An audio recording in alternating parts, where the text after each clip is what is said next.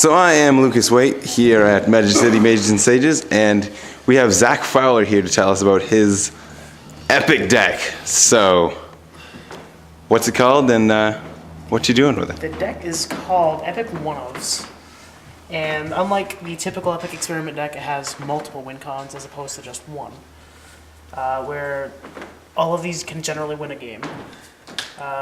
Notably, Stolen Goods is not played in Standard, and it should be, because it's so easy to win off any card in the meta right now.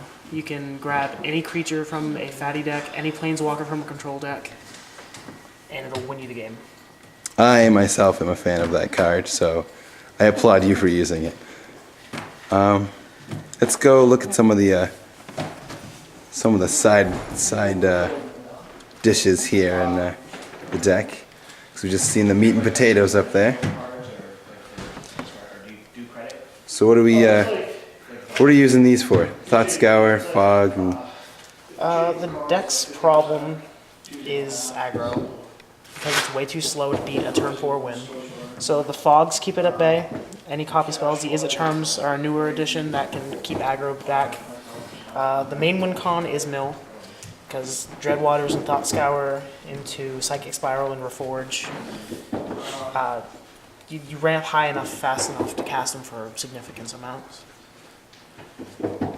Alright, so you got some extra things over here, the increasing Vengeance. Oh, Vengeance. Copying. Every spell in this deck gets benefit from copy. Miracling a Temporal on 7 mana and copying it twice from the graveyard just sets you up for a win. Seems like it would be a pretty sweet victory. Or the Dreadwaters, after you ramped up, being able to cast a copy spell for making that 15 mil into 30 mil. I assume the Devastation Tide here is for more of the aggro thing you were talking about. Very much. That and control, because I can't deal with Planeswalkers. Not until post-sideboard. Alright, do you want to talk about your mana base here? Mana base is it's kind of tossed about, honestly. We see a card over here on the end. Alchemist Refuge. Tell us about this one.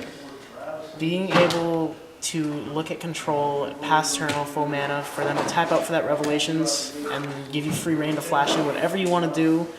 Flashing in Temporal Mastery after they tap out, so you get to untap with all your mana, and they're all tapped out, is beautiful. Seems like it's pretty amazing. Alright, let's move over to the sideboard here. Sideboard directly. Get some stuff at the top. So right at the top, that's Slaughter.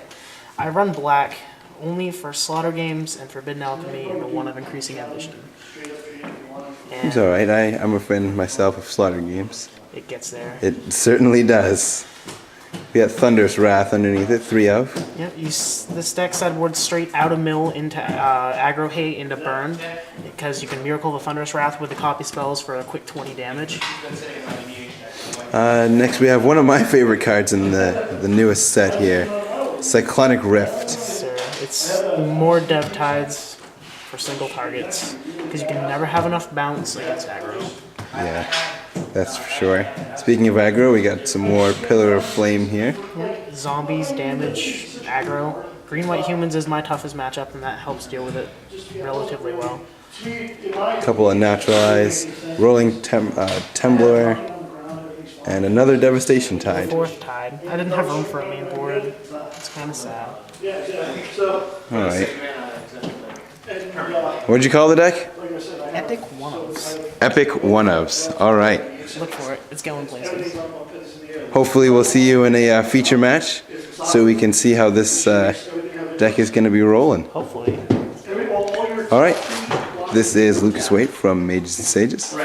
That's Zach Fowler, and this is Epic One-Ofs.